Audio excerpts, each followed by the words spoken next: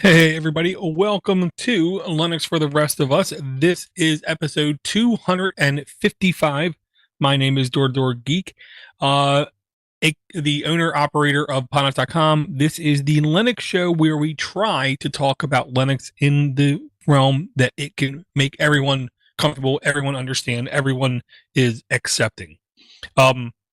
Jonathan took the night off, had a long day, had a busy day, so I'm going to try to go solo. Do not expect to go full term, if you will. So we're going to hop right into it. First, I wanted to say we're not going to talk about the Steam Deck for like an hour, hour and a half. I still feel everything I felt in the previous episode, and here's a really quick, short example of how the Steam Deck is going to like destroy retro games, make them better than they ever were, and including future games. Controller configurations are infinitely customizable, infinitely shareable. Here's a perfect example of something that you would never get in a classic console and something that you can use in a modern game. Take any first person shooter or any first person thing or any third person thing even. So we're going to say Legend of Zelda Ocarina of Time or 007 James Bond on Nintendo 64 or any modern day Elden Ring, like Dead Scrolls kind of thing. Steam has implemented a thing called Flick Stick. You can take the stick and flick it to the left, let go, flick it to the right, let go, flick it to the down, let go, flick it up, let go, whatever you want. And it's independently calibratable what happens next. So hypothetically, you can be playing your game, flick the stick down, let it go, and it will perform a 180-degree turn as quick as it possibly ever could. Things unobtainable on those original game consoles. You can then have on this platform, and then you can share it out, and other people can take advantage of that same kind of thing. It's almost like how way back in the day I swore Firefox was going to destroy Internet Explorer, and how Thunderbird was the best email application ever because of its extensibility, how you can have extensions, add-ons, plugins, and how users can create them. I will say I'm pulling back on that belief just a smidge, just a skosh, because we've seen the poisoning of these extension and add-ons on desktop browsers, where then the people sell it to, nefarious people who then take the data and sell them to bad people. So no longer is something extensible the sole thing of is it going to be successful or not, but it has to be weighted in the individual environment, and I do think that's a great environment. I definitely want to thank for the emails that we got, and I will say we had 2 emails. After I delete the YouTube, I can pick my handle emails, which I can't stand. First email is from Mark Rice.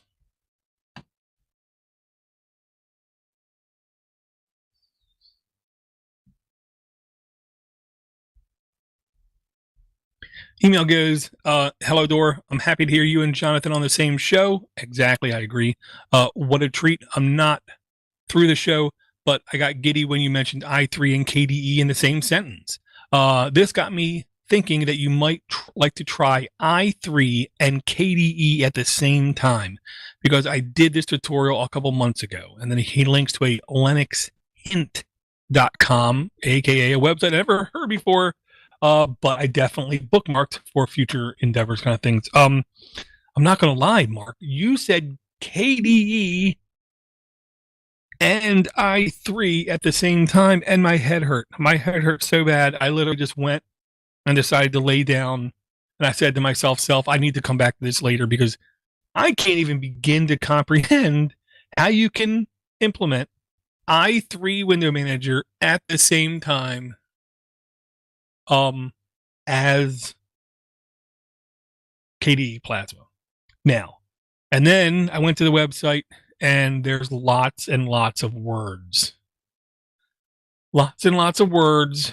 Lots and lots of words. Okay, so now I'm going to take a tangent. Number one, I still only listen to one Linux podcast because too many Linux podcasts spend inordinate amount of time talking about non-Linux things, about home ownership, about Marvel superhero movies, about political correctness things here, about Windows things there, about things that just don't pertain to Linux. So because of that, I've had a hard time keeping my attention span. That's how I segue into this. My attention span for reading has also been incredibly bad. So bad, I've literally made appointments with doctors to see if we can, I don't know, do something to make it better for me to read. If I have to read anything more than like 10 or 20 words, I now have to take the text, put it into a text to speech engine and listen to it and read it at the same time. And I will admit, Mark, I haven't had a chance to do that. Here's the tie-in. I don't want to do this to any operating system I'm currently running as my normal desktop. So what I'm going to do is I'm going to see if I can load up either DistroBox mentioned on the last episode, or if I should load up a VM and try to get this up and running just so I can kind of like grok it, kind of get a feeling for it kind of thing, see what the actual end result is. I wish this webpage, linuxhint.com, also provided a adjoining video showing off some of the features in motion kind of thing, because I think that in compilation with the text would have made it much more easier for everybody to like immediately grok it and understand what was going on and understand how to do stuff. So it's literally been almost a week. Mark emailed me very quick, and I haven't had a chance to sit down with this because I need like utter peace and quiet to go through this, but I still have it on my queue to go through whenever I have the chance, because I am interested in anything plus i3 window manager. So I will absolutely say thank you very much for that, Mark.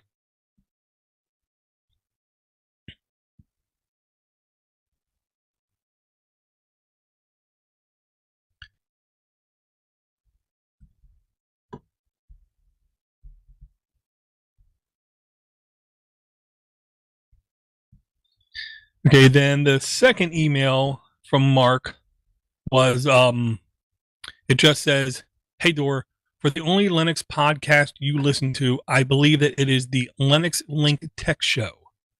Which I will say, I do believe is the longest, most continuous running podcast that I have listened to.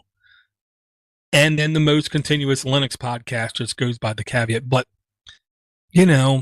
the amount of Linux the last year, the last 4 years I listened to Tilts was easily less than 5% of the talk was Linux. They were talking about houses and people moving and Marvel stuff and cooking and moving into new houses and all kinds of stuff that, I mean, don't get me wrong. I like Double M Dan. I like Dan. I like Joel. I like all of those guys. They seem awesome. They seem cool.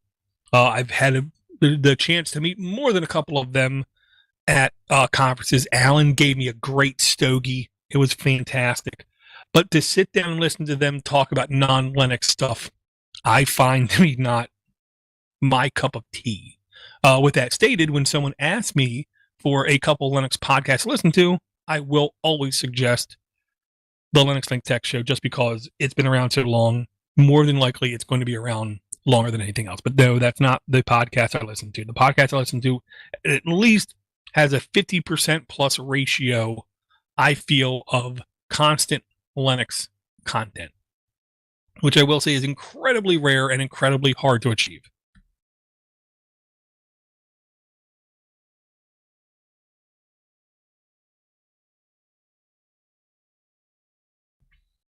And I will open up the door again just to say, if anyone feels like they have an opinion that other people are not rationalizing or something that you think is more forward thinking than other people, or you just want to sit down and talk to me, whatever, you can just let me know at podcast@linuxfortherestofus.com or doordorgeek@gmail.com. One of the things I was thinking about this past week was with, to be honest, the blatant success, and history will show, the history books will show the success that the Steam Deck will have with making people aware of Linux and making people more comfortable with Linux will be documented here in the short future. That was like its own little pillar of success. Before that, we had Chromebooks. I want to say it was about 3 years ago or so now, the number one selling laptop during Christmas was Chromebooks. Okay. Chromebooks are running a Linux backend with just the Chrome browser on top. So that's another way Linux has been incredibly successful. Maybe not in the public eye as much, but it's there. It's in there, and we know it's in there.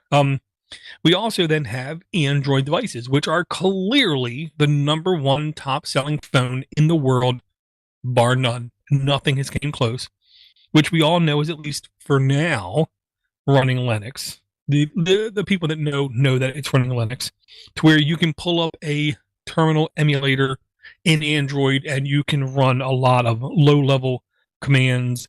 A lot of what's it called? Not I'm trying to remember what it's called, something box, like a real low level terminal emulator where you can do a lot of basic commands. Okay, so we've seen all these little successes where they literally raise the pole on their little domain that they've had, and Linux has destroyed. You can also take it a step further and say Linux owns the server market. And I can say that because everything in Microsoft Azure interface you see is actually running on Linux servers. It's been like that now for almost 3 years.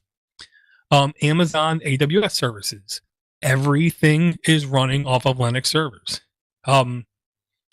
Rackspace, Cloud9, that was a TV show. But every single major server infrastructure as a service is running Linux. We own the server market. You know what I mean? We've grown so much with audio editors, with video editors, with desktop applications. It's really difficult to think we're in the next year, we're in the next 2 years, we're in the next 3 years. Can Linux make headway? Besides, in air quotes, the normal desktop business ecosystem. I'm not sure if that's possible, plausible, or easy.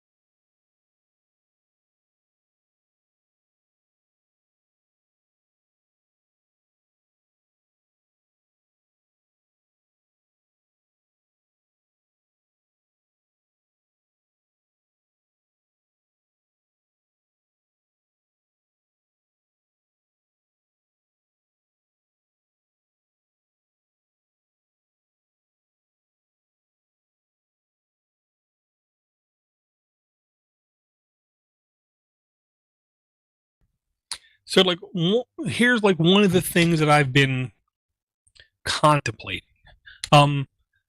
There's zero chance that a horse dealer in the early 1900s really could have seen automobiles, the internal combustion engine or ICE being a thing, being successful, taking them out of business. And I think that's actually where we are at now, here, right now. When we're thinking about computing, we're thinking about ecosystems, we're thinking about environments, we're thinking about interfaces, we're thinking about interactions. It's super difficult to think we know what's going to be the next successful one to make Linux even more popular, even more aware in the zeitgeist is the word I'll use. Because here's the thing, kind of like how Chromebooks lowered people's expectations on what to expect. Thus, when they logged in for the first time and it wasn't the super snappiest thing, but it was only like, it was less than $300, so it worked. We were satisfied with it because it was good enough. Kind of like how when MP3s came onto the scene, the experts knew the MP3 format was not great, but it turned out to be good enough. People who have the Steam Deck are having a very, in air quote, good enough gaming experience. And then when there's things they have to tweak, they literally just hit the power button or the Steam button and they drop to desktop mode, and then they just follow tutorials online. Because now anything you want to know how to do, whether it's replace an engine, fix a vacuum cleaner, replace a part on a washing machine, anything you want to do, you can find on YouTube how to do it. Not limited to and including going on a simple Chrome Steam Deck Linux-based ecosystem, dropping to the desktop, dropping to the command line, copy, pasting something, and voila, having something installed that you never knew could be installed. Whether it's a desktop browser, whether it's the ability to do Zoom meetings on your Steam Deck, or just be able to do light text editing. It's all right there. But I think because those initial users had so low expectations in the desktop environment, they're extremely satisfied. So the question is, what could be next? I don't think it's going to be like a home theater type experience, even though I do believe, I do think people's needs will be keeping to change. Where right now, all of the streaming services are starting to condense. We're going to start to see increased rates for the services that we decide to keep, which will then just encourage people finding free content on the internet. So I do think the more home theater PCs where we can own our devices and do what we want to will become at least a little bit more desirable. It's not sure if it's going to be enough desirable to make Linux like a key thing that people use, kind of thing. Part of me thinks just normal appliances might start to see these kinds of things. I don't think it's going to be in automobiles. I don't think it's going to be in mass transportation. Smart boards at work is definitely a possibility. But everything involving enterprise and work just seems to be incredibly, incredibly boring. I do think that with as many applications that are being browser based, I do think it's slowly becoming more possible that we're going to have sandboxed Linux, streamlined interfaces where you basically just, in air quote, log into your domain, your network, and you literally just get one or two icons, and that's all you can do. Because as a employee, now if we want to do things that are not work related, we should have good connections and good devices all around us, even if you're at the lower rung of pay scales, because these devices really have came down in price to be nearly disposable level. But the one area I can say I would love to have a really good bare bones operating system installed in is monitor technology. I would love to be able to have a affordable monitor right here. Turn on the monitor, plug up a keyboard, plug up a mouse, be able to do basic things with that monitor with not a lot of horsepower, not a lot of processing power, and just do those little things that I need done. And then if I need to do video editing or audio editing or some kind of heavy lifting, I can then load up my full-fledged laptop or desktop. Same thing. I would love to be able, on a television set, be able to hit a couple buttons and go to a very basic, drawn-down, slim desktop that gives me basically the ability to do a browser and a terminal and maybe like one other thing. Because to incorporate Raspberry Pi, high-end Raspberry Pi level technology into a monitor or a TV, realistically, those manufacturers could do it for less than, I would say, $50, probably less than $30 if they do it on all of their models, which is not an incredible price hike. But the type of functionality they can offer could attract a lot of people. I don't know, just throwing it out there. If you have any ideas, any beliefs, any feelings on what could be the next big step in the Linux ecosystem to getting things notoriety, don't hesitate. Send me an email, send me a voicemail, 7076 podcast at linuxfortherestofus.com, and let me know.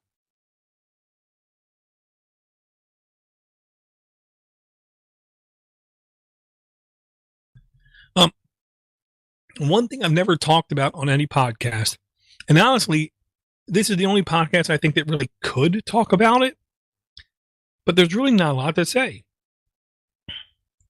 Elon, or as I like to call him, Ellen, bought Twitter, to which I reply, who cares?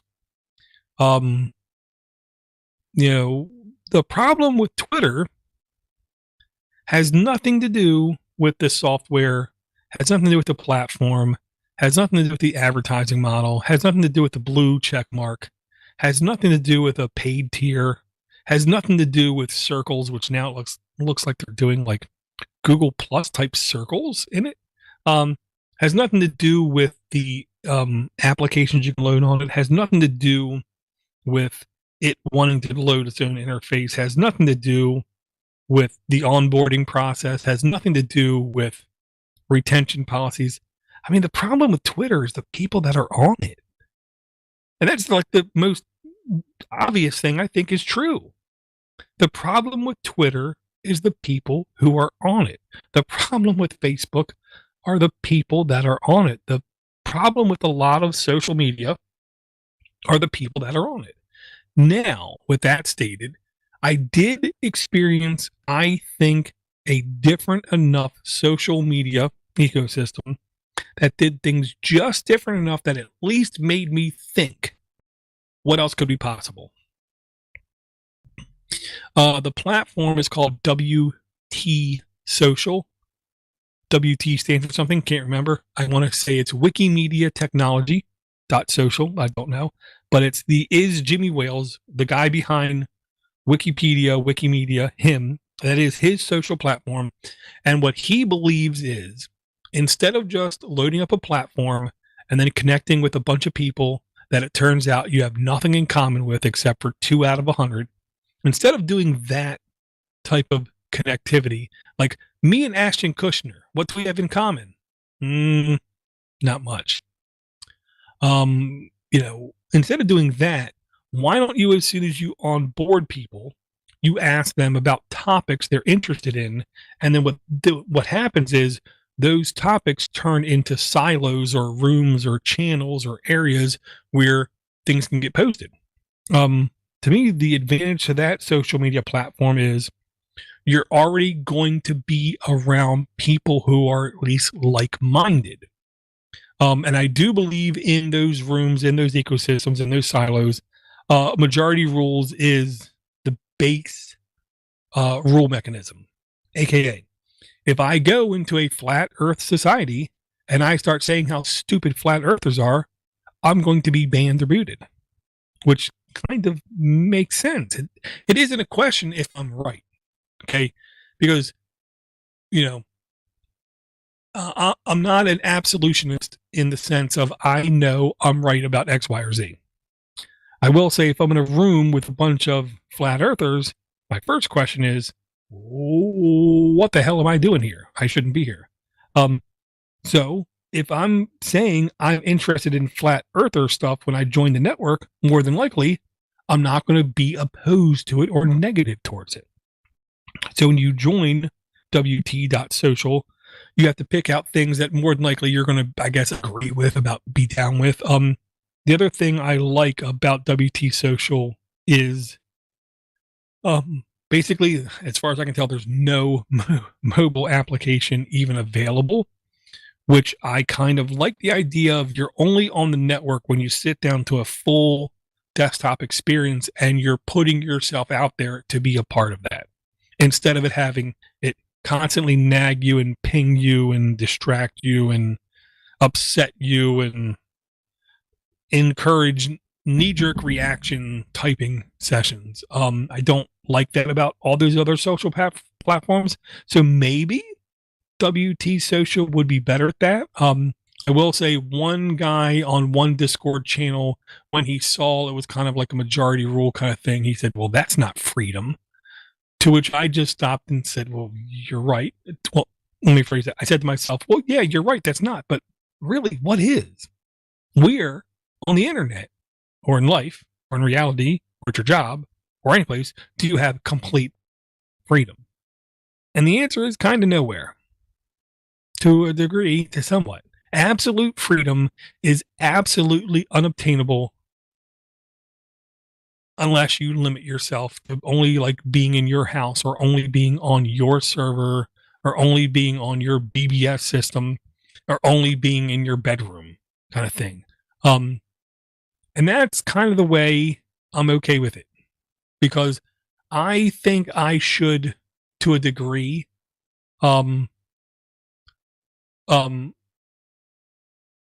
be around people that make me stop and question myself and make me evaluate what I'm going to say before I say stuff. So to where basically I'm not going to say I'm going to censor myself, but it makes me stop and think, is this a sane thing to say in front of other people? Which I don't think is a bad thing. But that's one of those things, that's one of those freedom rabbit holes. There is no right answer. There is no wrong answer. It's just a question of how much are you individually willing to compromise. Some people love Facebook and love Twitter. To me, I think they compromise a lot. Some people love Mastodon. Some people love IRC. I think they kind of compromise a little bit less. We all just have to decide where we're going to draw the line, and then use some stiction and stick with it and hold out and keep it up. I will say right now, my Git Pocket to Google Drive spreadsheet, if this then that functionality is completely broken, or I think I would have had at least 2 or 3 links to talk about, but it's not working. I literally logged into Twitter today to ping that ITFF account, and I did send them some feedback in their application. Haven't heard anything back yet. I pay, granted, a little amount, but I pay for my if this then that account. I believe now, when I have an issue with it not connecting to my services, I should get an answer sooner versus later. And if I don't get an answer sooner versus later, I'm going to look at standing up my own service, because there's one guarantee, is it's going to cost less. It might be difficult to maintain or upkeep, administrate, whatever, but it's going to cost me less money, which means then I can take that money and patronize other things like that one Linux podcast I still listen to. Okay. I will again thank everyone for hanging in. Thank everyone for hanging on. Thank everyone for downloading. Thank everyone for communicating. Mark, thank you again for the emails. You're a gentleman and a scholar. We will hopefully talk to everyone again real soon.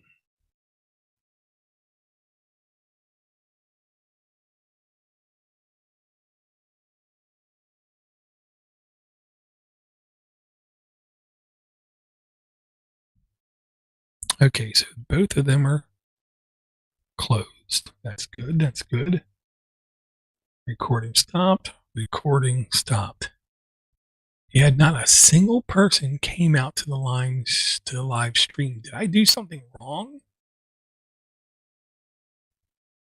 I'm not sure if I did something wrong or just nobody decided to come out, except for that account I had to ban.